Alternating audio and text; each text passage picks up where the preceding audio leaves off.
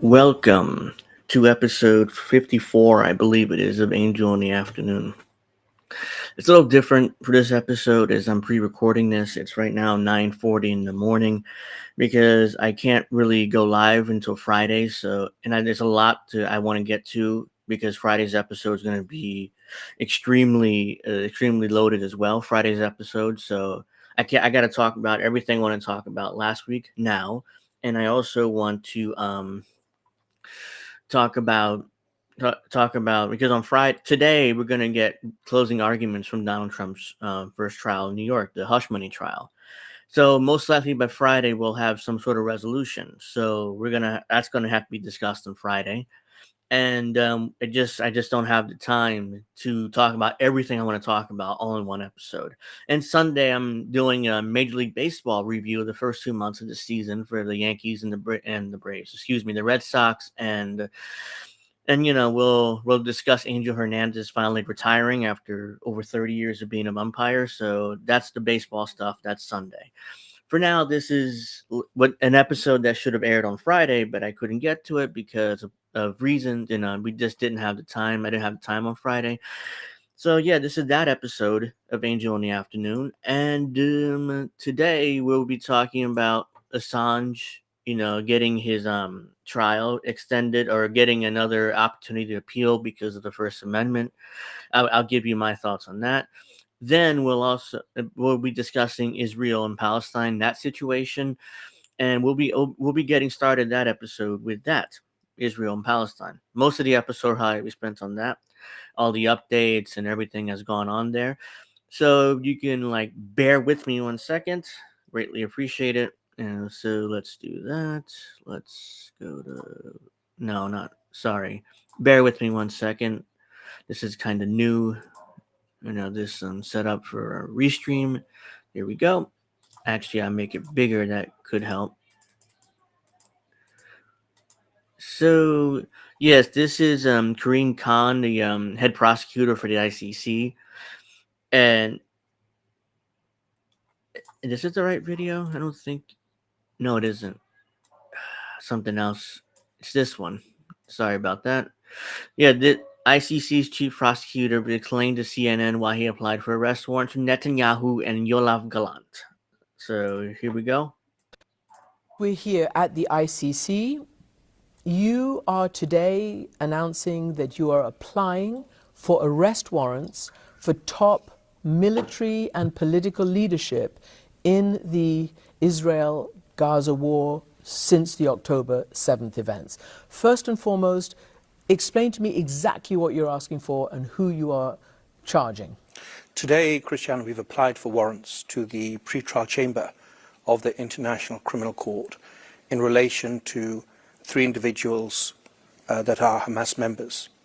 Sinwar, who's in charge on the ground. That's Yahya Sinwar? Absolutely. Dave, who's in charge of the Al-Qasim Brigade.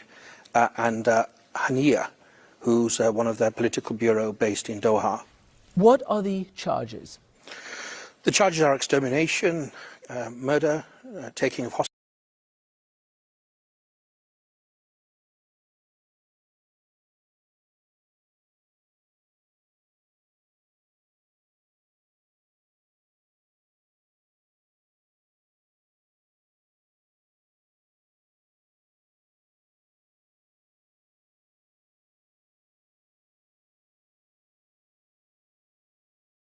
hostages, rape and sexual assault in detention. So these are the key crimes that are alleged to have been committed by these 3 individuals. The world was shocked on the 7th of October when people were ripped from their bedrooms, from their homes, from the different kibbutzim in Israel. And people have suffered enormously, and we have a variety of evidence to support the applications that we've submitted to the judges. You have also issued warrants against the top political and military leadership of the government of the State of Israel. We've applied for warrants. Of course, the judges must determine whether or not to issue them, but we've applied today. We'll apply for warrants for Prime Minister Netanyahu and also Minister of Defence Gallant for the crimes of causing extermination, causing starvation as a method of war, including the denial of humanitarian relief supplies, deliberately targeting civilians in conflict.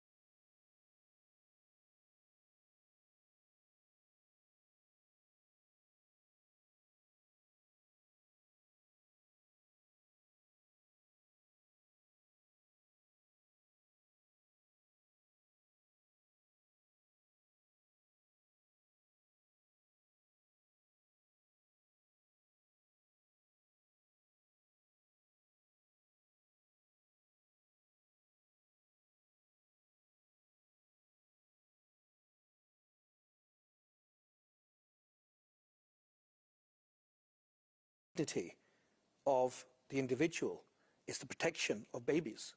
I mean, these are fundamental American values that should engender bipartisan support. Now, of course, this situation, unfortunately, lies on the San Andreas fault of international politics and strategic interests. And of course, I've had some elected leaders speak to me and be very blunt. This court is built for Africa and for thugs like Putin, was what one senior leader told me. We don't view it like that. This court is the legacy of Nuremberg. This court is a sad indictment of humanity. This court should be the triumph of law over power and brute force. Grab what you can, take what you want, do what you will. And we're going to simply be, we're not going to be dissuaded by threats or any other activities, because in the end we have to fulfill our responsibilities as prosecutors, as the men and women of the office, as judges, as the registry. Yeah, well, I need to apologize. I accidentally muted my mic, and I went into a dissertation, and I'm sure nobody heard because my mic was mute. Basically, what I was saying is, as you guys, hold on, it says that Karim Khan, as the video says, reveals that a senior leader told him in private that the ICC is built for Africa and thugs like Putin and not for the West and its allies like Israel. So what I was saying is how basically this is senior leaders saying how don't come after the West. Do not, excuse me, don't you dare come after the West. You're gonna go out. You fine. You go after thugs like Putin and Russia. You can go after African nation leaders and their war crimes, but don't you fucking dare come after the West. Don't. Because we'll come at you with we'll bring you our worst sanctions and maybe some other stuff, because trust us, we'll do whatever it takes to protect us, the U.S. and our allies, which include obviously Israel, which is why people are like that's the rest of the outrage in Washington. I'll get to it later in the show where we have the U.S. already threatening sanctions, and they're huffing and puffing. Trust me, if these prosecutions happen and these warrants are actually issued, then there's going to be consequences and repercussions. So let's see. Yeah, so we have a situation where the U.S. Let me get to my next video here. We have a meltdown here from Benjamin Netanyahu. I just have to find the correct video before I. Here we go. So here we go. This is Benjamin Netanyahu, the Prime Minister of Israel. The outrageous decision by the ICC prosecutor Karim Khan to seek arrest warrants against the democratically elected leaders of Israel is a moral outrage of historic proportions. It will cast an everlasting mark of shame on the international court. So let's see what he has to say for himself. The outrageous decision by the ICC prosecutor Karim Khan to seek arrest warrants against the democratically elected leaders of Israel is a moral outrage of historic proportions. It will cast an everlasting mark of shame on the international court. Israel is waging a just war against Hamas, a genocide. This fucker says all this with a straight face, by the way. So I go back and forth on whether he really believes this or he's full of crap. But if he really believes what he's saying, or he's full of crap, but I just don't know. I mean, I go back and forth on it. Terrorist organization that perpetrated the worst attack on the Jewish people since the Holocaust. Hamas massacred 1,200 Jews, raped Jewish women, burned Jewish babies, took hundreds hostage. Now, in the face of these horrors, Mr. Khan creates a twisted and false moral equivalence between the leaders of Israel and the henchmen of Hamas.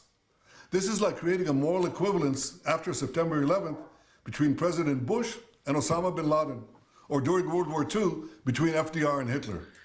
What a travesty. He loves to invoke World War II and Hitler in order to hide behind the Holocaust and to justify all his war crimes. He's done it. This is not the first time he's done it. He does it all the time. Of justice, what a disgrace. The prosecutor's absurd charges against me and Israel's defense minister are merely an attempt to deny Israel the basic right of self-defense. And I assure you of one thing. This attempt will utterly fail. 80 years ago, the Jewish people were totally defenseless against our enemies. Those days are over. Now the Jewish people have a state, and we have an army to defend our state.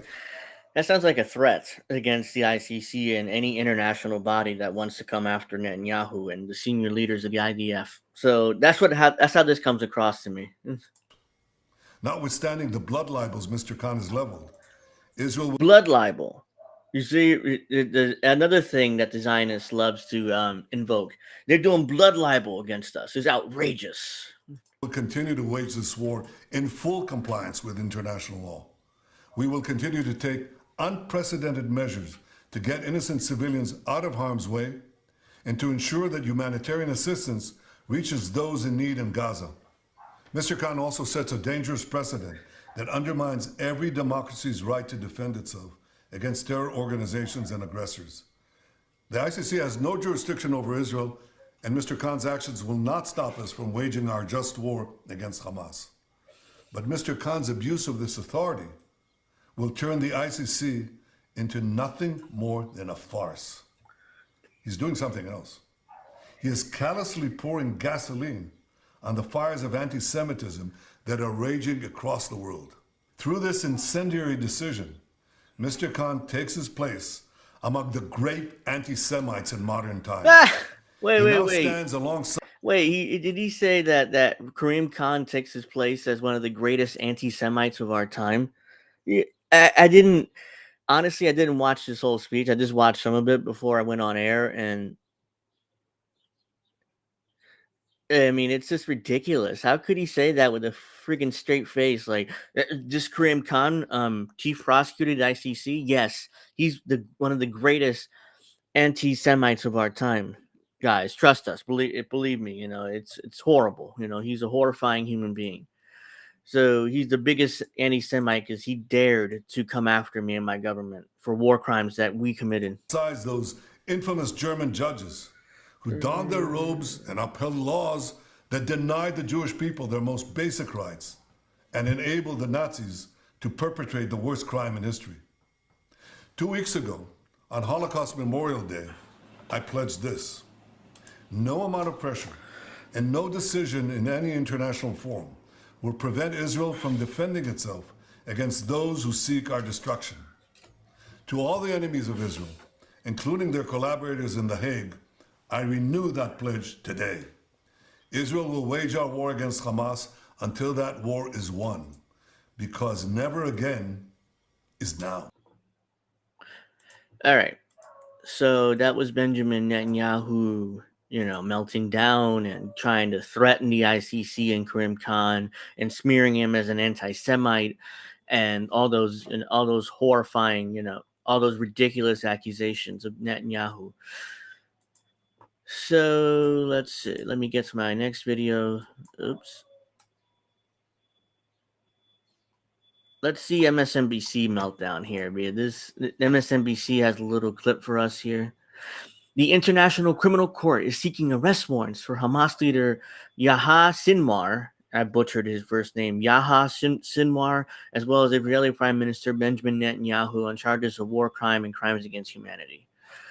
So this is a quick one. They're not really melting down, but this is just reporting it. All right, so let's see. Breaking news right now about the region. Perhaps more symbolic than not, but the International Criminal Court just now announced it is seeking arrest warrants for Hamas leader Yahya Sinwar, but also for Israeli Prime Minister Benjamin Netanyahu. So the ICC is saying they are going to charge Benjamin Netanyahu with war crimes and crimes against humanity for the aftermath of the war there, for what's happened in Gaza, as well as the head of Hamas for what happened on October 7th. So a little bit of breaking news right now about the region, perhaps more related. All right, so yeah, there you go. And you I'm sure you guys heard Mika Brzezinski like, really? Okay, you can go after Yahya Sinwar all you want, but Netanyahu? How dare you? You know what I mean? Like, really? Against Netanyahu as well? So yeah, do we have U.S. meltdowns now for the over the possibility of indictments or warrants against Netanyahu, Israeli Prime Minister. The U.S. doesn't care about Yahya Sinwar. I just butchered his first name again, but we'll go with it. They don't care about the warrants against Sinwar. They only care about Netanyahu and covering up and protecting his ass. So, oops, let me try actually doing that. All right, here we go. The ICC has no jurisdiction. We do. State spokesman Miller. So this is if Palestinians have complaints, they go to Israeli courts. Miller, we have jurisdiction. Lee, sorry, how do you have jurisdiction? Again, none of this makes no sense, but desperation from the United States here. Focus on jurisdiction for a second. Who does have jurisdiction here?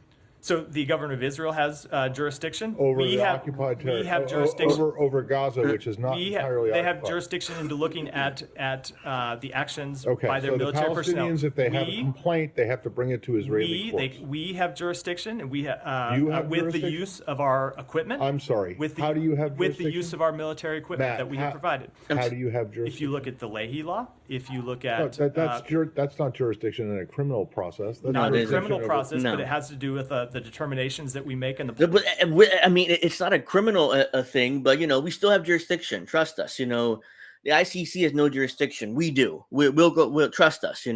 Like we'd be policies that flow but from that's it. not jurisdiction. So, but Matt, long term, you were right that we want to see. You used to work for DOJ, Matt. You were on. There's no U.S. does not have jurisdiction. There are different. I wasn't referring to criminal jurisdiction, Matt. There are different ways to look at this. Long term, we agree with you that the Palestinian people should be a state that has have the ability to make. Look how nervous he is. He's like, I mean, come on. I agree with you. A long-term solution is for Palestine to have their own state. But I mean, come on. I mean, give me a break. These determinations, but that's not where we are today. That's where we're trying to get to. You were fine with the ICC. Look how nervous he is. I mean, he's like, yeah, go ahead. You, anybody else but him. He's actually doing real journalism. We can't allow that here in the U.S. I mean, I'm definitely afraid of real journalism. So I've seen that man. I forget that man's name. It says Lee here, but not Robert Lee. But he's done some great reporting and he asks tough questions to the State Department. So, all right. So let's get to some fake outrage here from politicians. Let's see. Where are we? Okay, here we go. So now I'm going to read you guys this. This is Blinken's statement on let's see. Can you guys see this? Not really, but let me. Oops. Bear with me 1 second. I'm trying to see how to make this bigger. Here we go.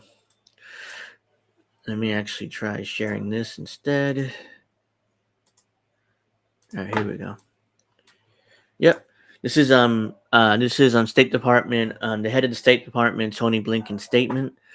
The United States fundamentally rejects the announcement today from prosecutor of the International Criminal Court that he is applying for arrest warrants for senior Israeli officials, together with warrants for Hamas terrorists. We reject the prosecutor's equivalence of Israel with Hamas. It is shameful. Hamas is a brutal terrorist organization that carried out the worst massacre of Jews since the Holocaust and is still holding dozens of innocent people hostage, including Americans.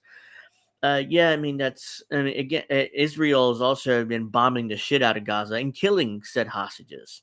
But yeah, the United States doesn't want to talk about that. They just want to talk about how terrible Hamas is. Moreover, the United States has been cleared well before the current conflict. The ICC has no jurisdiction over this matter. The ICC was established by its state parties as a court of limited jurisdiction. Those limits are rooted in principles of complementarity. I butchered that word, but we'll go with it, which does not appear to be applied here. Amid the prosecutor's rush to seek these arrest warrants rather than allowing the Israeli legal system and full timely opportunity to proceed.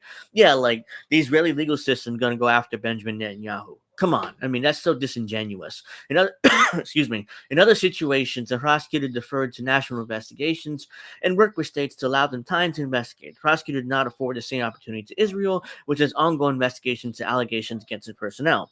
Again, disingenuous, because there's no way that the Israeli government's ever going to discipline its own people, which is the whole point of why the ICC was created. There's also deeply troubling process questions. Despite not being a member of the court, Israel is prepared to cooperate with the prosecutor. Despite not being a member of the court, Israel is prepared to cooperate. Despite not being a member of the court. Remember, I'll get back to that in a minute. In fact, the prosecutor himself was scheduled to visit Israel as early as next week to discuss the investigation and hear from the Israeli government. The prosecutor staff was supposed to land in Israel today to coordinate the visit, not coordinate. Jesus, I need more coffee, obviously. Israel was informed that they did not board their flight around the same time the prosecutor went on cable television to announce the charges. These and other circumstances call into question legitimacy and credibility of this investigation. Fundamentally, this decision does nothing to help and could jeopardize ongoing efforts to reach a ceasefire agreement that would get the hostages out and surge humanitarian assistance in, which are the goals the United States continue to pursue relentlessly.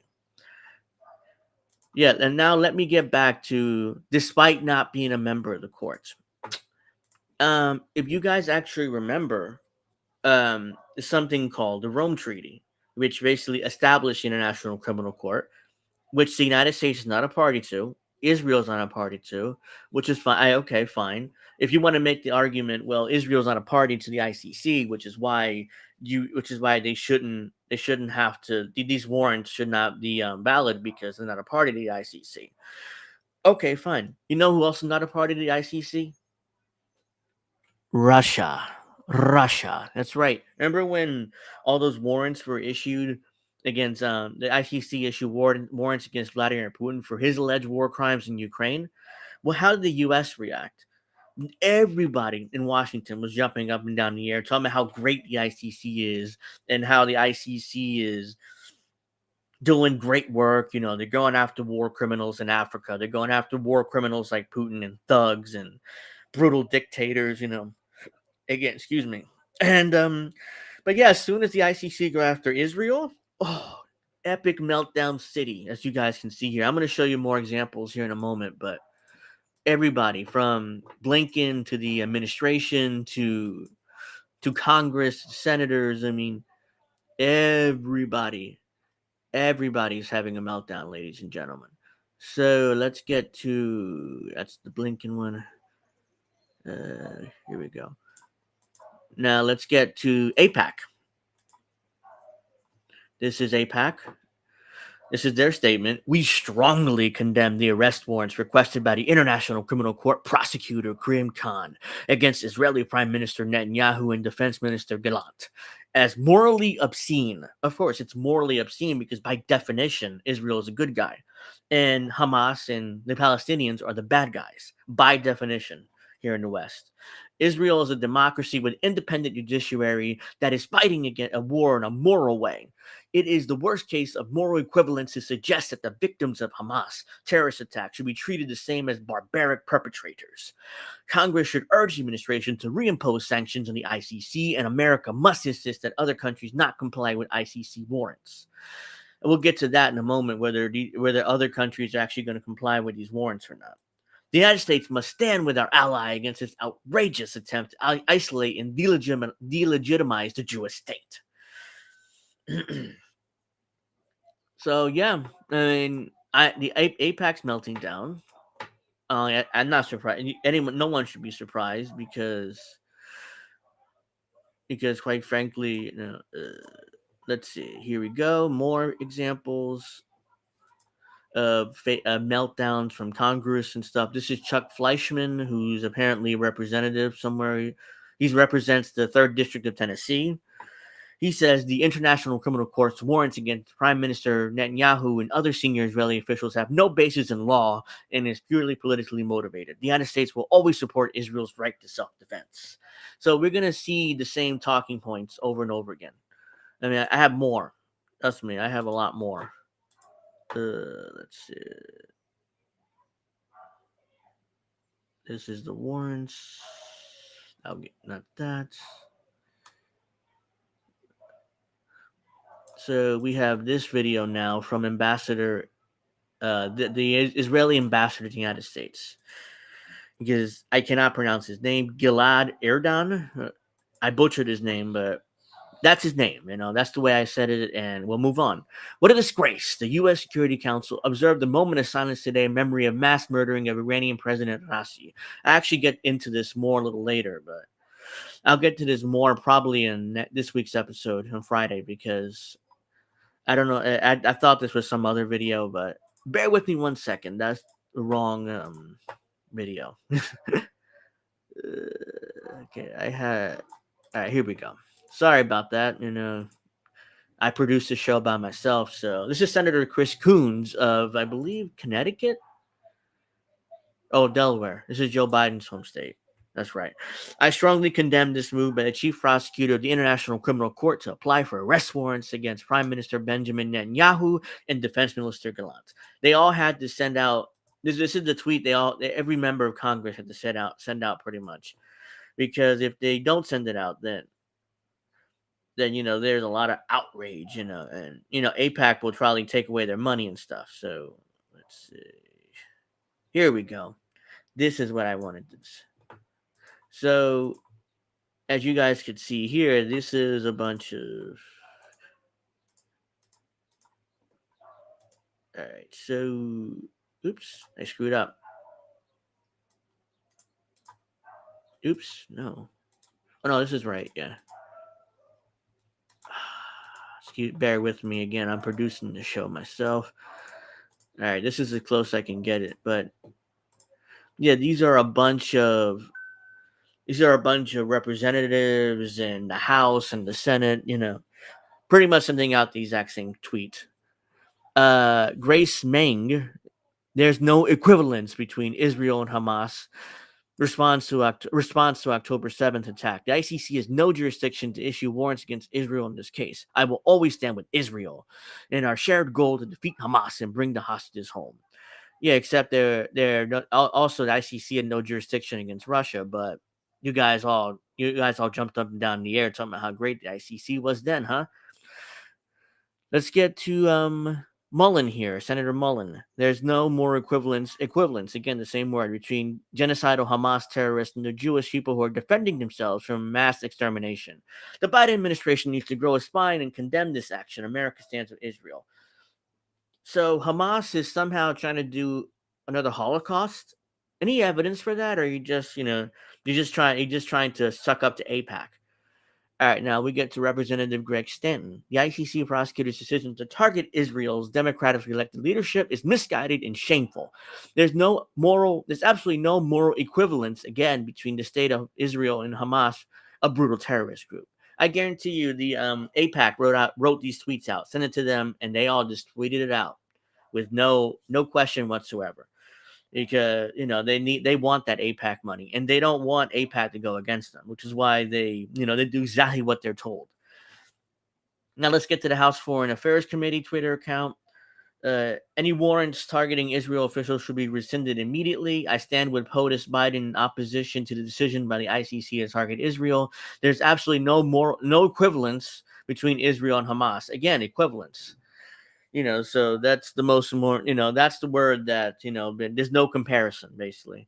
Now let's get to Senator Bob Casey. I condemn this dangerous move of the ICC. There's no moral equivalence, between Israel and the terrorist organization Hamas. And I fear this will undermine continued negotiations to free the Israeli hostages.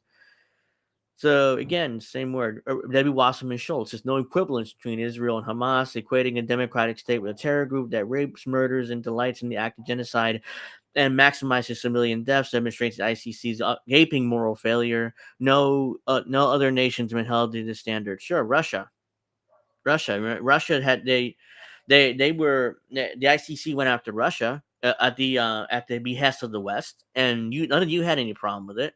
In fact, you were all celebrating the ICC then. Senator Tom Cotton, the International Criminal Court's moral equivalence between Israel and Hamas is outrageous. I introduce legislation to sanction the ICC rogue prosecutor in his office. Now, the ICC prosecutor is rogue because they dare go after a Western government, or at least a government supported by the West. There's another representative here. Israel is fighting for freedom. Hamas is terrorizing innocents. The ICC implication of moral equivalence between them bankrupts the credibility of finding of its investigation. Mario Diaz-Balart, who's a congressman, I believe. There's another reason the ICC has no credibility, as it seeks to issue arrest warrants for alleged war crimes against members of Israel's government. Not only does the ICC have no jurisdiction here, again, they have jurisdiction with Russia, who's not a party at the Rome Treaty, but all of a sudden now they have no jurisdiction. Israel's not a part of the Rome Treaty, but they have no jurisdiction with Israel. They have jurisdiction with Russia. Please have it make sense for me. It makes no sense. But the shameful attempt to create a moral equivalency between Hamas terrorists targeting civilians for torture, rape, and murder versus Israel defending itself is absurd. Now to get to Adam Schiff. The ICC announcement today is not only misguided and repugnant, it's also a terrible overreach of the body's authority. Again, they had the authority of Russia, even though they're not a party to the Rome Treaty. That all of a sudden now with Israel is also not a party to the Rome Treaty. Now they have the overreach of the body's authority. See how convenient that is. It depends whether you're friends with the U.S. or not. If you're friends with the U.S., the ICC has no authority. If you're adversary to the U.S., the ICC all of a sudden does have the authority to go after you. See how that works? To make a false equivalence between the actions of democratically elected government, those Hamas, and brutal terrorist organizations, absurd. Over and over again, it's the same thing. I think you guys get the point, because let's read Tim Scott. There's no moral equivalence between Hamas terrorism and Israel's right to self-defense. With these false allegations against Israel, the ICC is showing that it's a tool for anti-Semitic propaganda, should be taken seriously. Again, they're anti-Semitic because they dare go after the Zionist government of Israel is committing all these war crimes. All right, let's get to Senator John Fetterman of Pennsylvania. Requesting arrest warrants for both Israel and Hamas leaders suggests there's a moral equivalence, again, between them. There's none, and it's disgusting to suggest otherwise. The ICC credibility is now in shambles because they only have themselves to thank.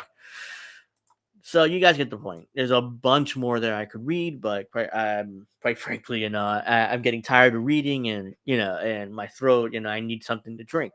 But nonetheless, John Fetterman, the biggest Zionist in the Senate. Both Democrats and Republicans are in agreement. You can't go after Israel for war crimes. You can't go after Hamas. That's perfectly fine. But you cannot go after Israel because they're a friend of the United States, and we will do whatever it takes to protect them, even if it means invading the Hague, the Netherlands, in the Hague. I'm not kidding, by the way. The U.S. has a law that was passed during the Bush administration. I don't remember the exact name of the law, but I think it's called, if you bear with me for a second, I can look it up. U.S. Invasion oops, of the Hague. All right, the American Service Members Protection Act. That's what it's called. So I want to show you guys this real quick because I'm not making this up, by the way. So,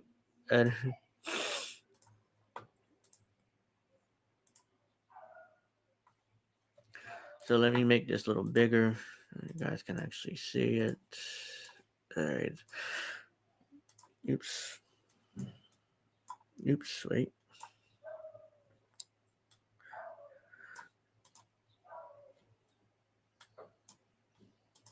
Wait a minute. Bear with me 1 second. All right, here we go. Why isn't this working the way I want it to?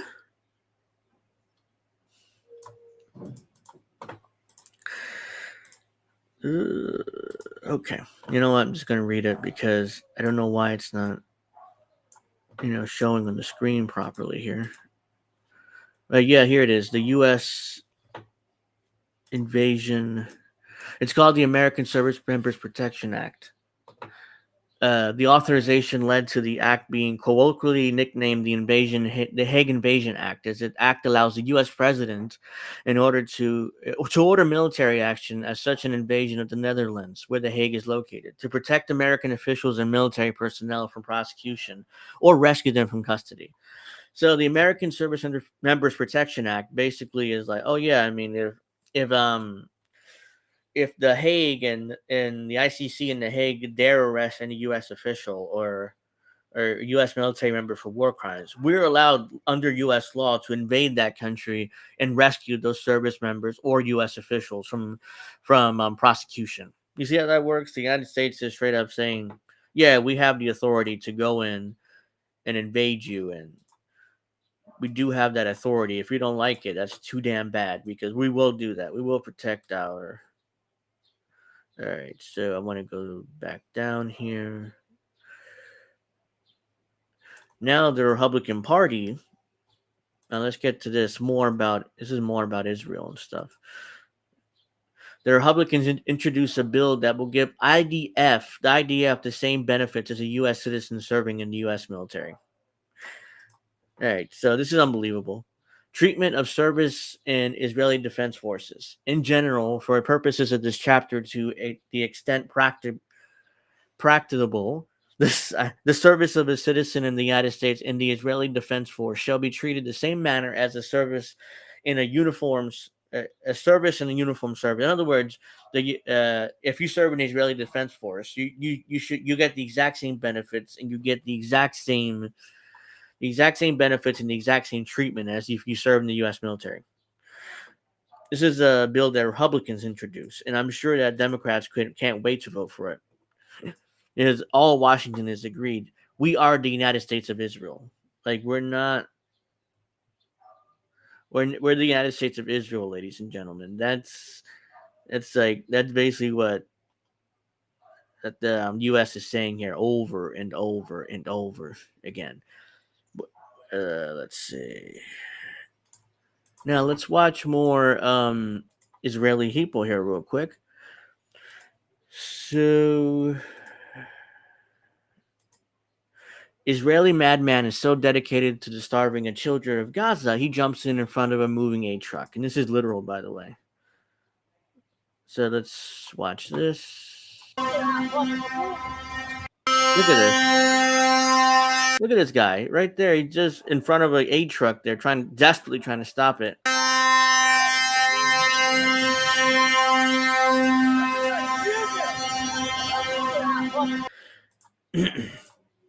Yeah, let me be a dumbass, an absolute dumbass, and get in front of a big ass truck expecting to stop it. He's lucky the truck didn't run him over, murder, and kill him. So yeah, and that's not really bright, and they're so dedicated to this, to the genocide and stuff, that they're desperately trying to stop these trucks from getting into the country.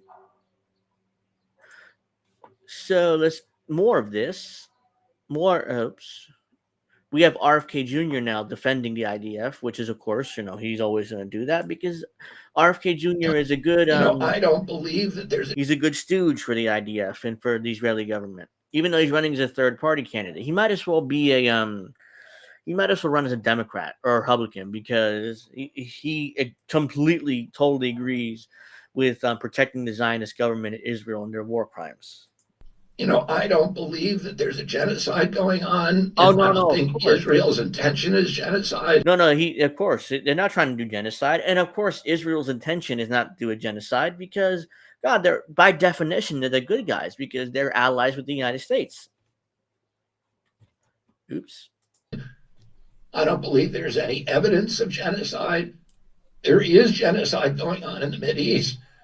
But it's a genocide of Jews and it's a genocide of Christians, and nobody's complaining about it for some reason. And there are much worse wars than what's happening in Gaza right now. But for some reason, people don't want to complain unless it's Jews who can be blamed. The idea of saying that there's a genocide going on in Israel because people die in war, and that. Yeah, people die in war, guys. It's not a genocide. I mean, this is basically what he's saying. It's collateral damage. The innocent people who died, collateral damage.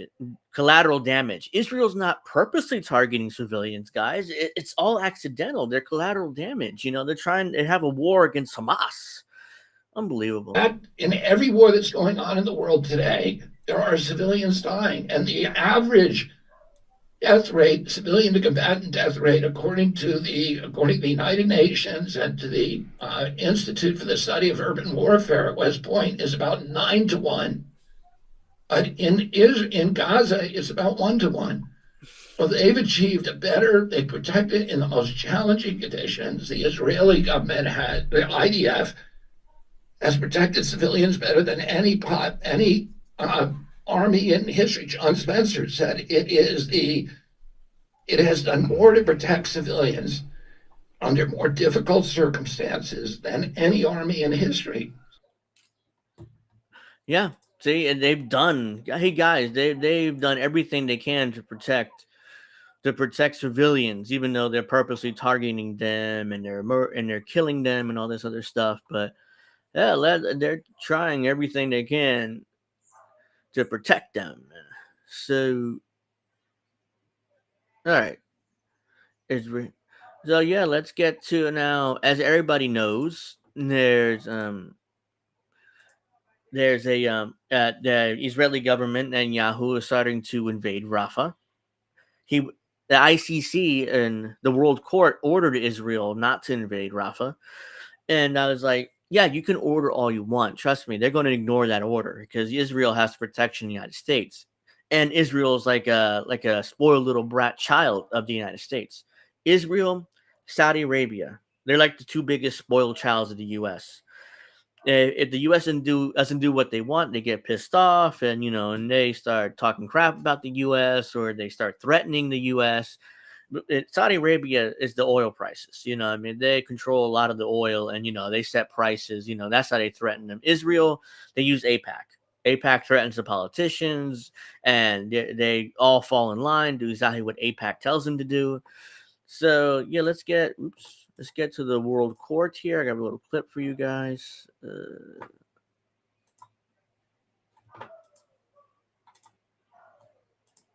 This is the World Court ordering Israel to halt Rafah offensive. The court considers that, in conformity with its obligations under the Genocide Convention, Israel must immediately halt its military offensive and any other action in the Rafah governorate which may inflict on the Palestinian group in Gaza conditions of life that could bring about its physical destruction in whole or in part. The court recalls that in its order of January 26, 2024, it ordered Israel inter alia to, I quote, take effective measures to prevent the destruction and ensure the preservation of evidence related to allegations of acts within the scope of Article 2 and Article 3 of the Genocide Convention. End of quote. So there you go. Andrew Wiggins has got. No. So yeah. So that was accidental. I didn't mean to play that. That just played by itself. But yeah, there you go. Israel was ordered to stop the Rafah offensive. And then what do? They don't stop the Rafah offensive. And in fact, they got into a little skirmish with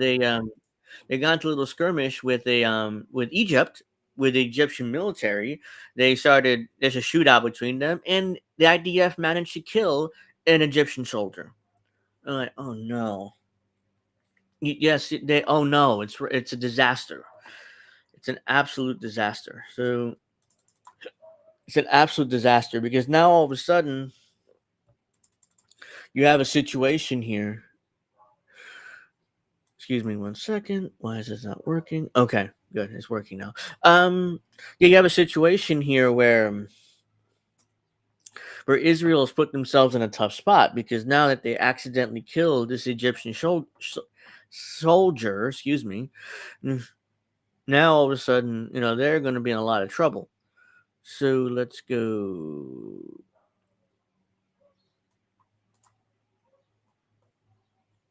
Oops, not that. It's an old one. Here we go. So this is really small. Bear with me 1 second while I make it bigger. Okay. Oh. Okay, well, bear with me 1 second. I accidentally closed this. I didn't mean to do that. All right, here we go. Yep, we're good. Sorry about that. Again, I'm producing the show myself, so mistakes happen like that. Egyptian guard killed in shooting on Rafah border. Israel and Egypt are investigating. This is 17 hours ago from yesterday. A member of Egypt security forces was killed in a shooting incident near the Rafah border crossing between Egypt and Gaza Strip on Monday. Egypt and the Gaza Strip, an investigation underway. Egypt's military spokesman said in a statement on Monday. Israel's military has said earlier that investigating reports of an exchange of fire between Israeli and Egyptian soldiers. A few hours ago, on Monday, a shooting incident occurred between an Egyptian border. The incident under review and discussions are being held with the Egyptians, the Israeli military said in a statement. Later on Monday, Egypt warned against compromising the security and safety of its security forces. High-level source told Egypt state-linked Al Kahira News, adding that Egypt will take necessary measures to prevent the incident. To prevent the incident from reoccurring. An Egyptian soldier stationed in the watchtower reacted to seeing an armored vehicle carrying Israeli troops cross the boundary line near the border while the soldiers pursued and killed several Palestinians, two Egyptian sources said. The soldier opened fire and Israeli forces fired back, killing him, the sources said, sparking an exchange of gunfire between the two sides. Several Israeli soldiers were wounded and the force fell back, and one Egyptian was wounded, the source says. Israel seized control of the Rafah border crossing from Gaza side the border earlier this month, has stepped up military offensive in the area, drawing strong criticism from Egypt. So, yeah, I'm not going to read the whole article because, but you guys get the point. All right, let's do that. So apparently, the IDF accidentally drove into Egypt's border while pursuing Palestinians. So they didn't say Hamas, they say Palestinians. So they were killing these Palestinians, and this Egyptian soldier decided to fire because they were invading the territory. So the Israeli soldiers fired back, killed the guy, and then that led to exchanges between the Israeli and Egyptian military. If this is true, and this IDF murdered this Egyptian military member, Israel may be stuck in a war with Egypt that, they're going to be in trouble because either there's going to be some kind of treaty, some kind of deal, or LCC's had as president of Egypt no choice but to invade or but to start fighting a war with Israel. This isn't good. I mean, the IDF is so reckless that they think they can do whatever they want and get away with it. Even basically going to Egyptian territory. Why would you do that? I mean, that's so stupid. So let's do this. All right,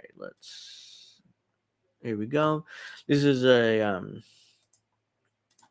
quick little video here. What we know, this is from This is uploaded 5 hours ago, so it's more recent. What we know after the Egyptian soldier is killed in clash with Israeli troops at Gaza border. It's from Bloomberg podcast. So let's see. Israeli version was that the Egyptian began the problem. The Egyptians say it's the Israelis who began the Oh problem. yeah, the Israelis are blaming the Egyptians. No, they shot at us first. We didn't shoot at them. So I don't know who's right. What we do know is there's an Egyptian soldier dead, and that Egypt is very nervous about Israel's presence right there. And As they should be. Israel, the IDF is very reckless, and allegedly they already accidentally invaded Egyptian territory, which is why the soldier fired, because they were in Egyptian territory. So the IDF is very reckless. Netanyahu lets them get away with whatever because he wants that to clear Gaza and to clear that territory in order to bring the settlers back. Meanwhile, of course, there was that terrible thing last night in which Israel went after two Islamist militants, got them, but beyond that, set fire in its operation to a bunch of tents where poor people had been sheltering, and 45 people are dead. So it was a very tough day. This is something that Benjamin Netanyahu has described as a tragic mistake, and it's drawn condemnation from outside of Israel as well. How significant is this? I think that's a good question. Historically, when Israel has carried out operations in southern Lebanon or in Gaza, it usually came to an end when there was a terrible mistake like this in which a bunch of civilians were killed inadvertently. This war, of course, has been of a very different nature. Israel has declared it to be an existential struggle that it can't stop until there's complete defeat of Hamas. But there is so much pressure on Israel, including internally now, the notion that really whether or not they quote unquote finish in Rafah will not end the war, it will not end Hamas anyway. It's not out of the question that it'll be a significant day. I will say that Netanyahu, in addition to calling it an error, tragic error, did say that that's not going to stop him from finishing the war the way he wants it. So it's hard to know. The images circulating on social media of the fire in that tent city, truly horrifying for. Yeah, I mean, every day, like I went on Joe McGaha's podcast, Two Cats in the Land of Dogs. It's a Spanish-speaking podcast for the most part, but there's also that we did an experimental episode of half English, half Spanish. So I'll probably link that in the description box below in the chat if you guys want to check that out. And we were talking about the brutal images we see every day on X or Twitter, and it's just horrifying. It's like I scroll through my X feed, and every single day there's some kind of horrifying tragedy. It's like I'm like I don't, it's like every day you just for me at least, you just want to take a bottle of alcohol and just bury yourself in it because it's just horrifying, absolutely horrifying, the images.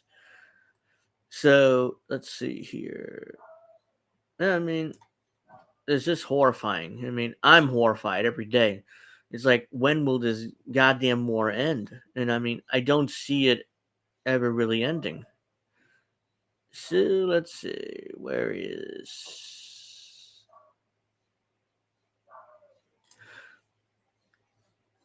Let's see. Whoops.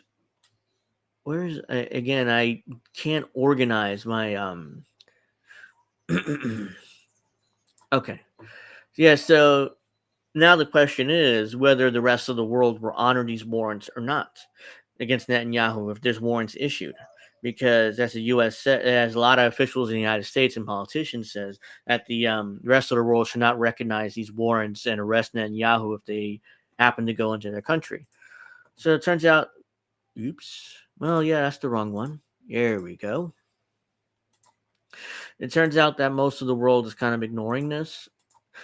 Germany is joining France and Norway will abide by ICC and arrest Netanyahu if he dares step foot in the country. So an die Entscheidung des Internationalen Strafgerichts. Wird sich die Bundesregierung auf jeden Fall. It's in German, so we'll have to read the subtitles. Wird sich die Bundesregierung auf jeden Fall an die Entscheidung des Internationalen Strafgerichtshofs halten und diese Entscheidung umsetzen? Wie Sie so schön formuliert haben, ist das eine hypothetische Frage. Deshalb nehme ich einen halben Schritt zurück und sage, grundsätzlich sind wir Unterstützer des Internationalen Strafgerichtshofes und dabei bleibt es auch.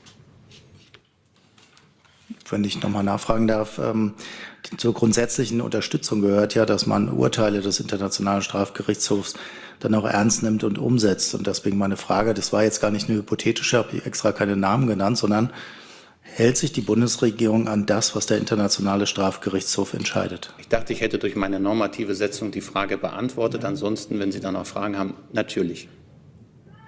Also, ja, wir halten uns an Recht und Gesetz.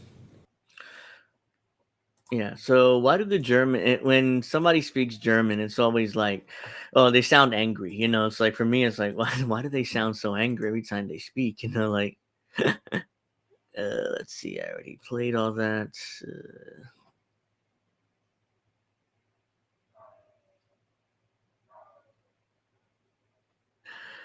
So, yeah, I mean, the bottom line is those guys. I mean, it's just outrageous.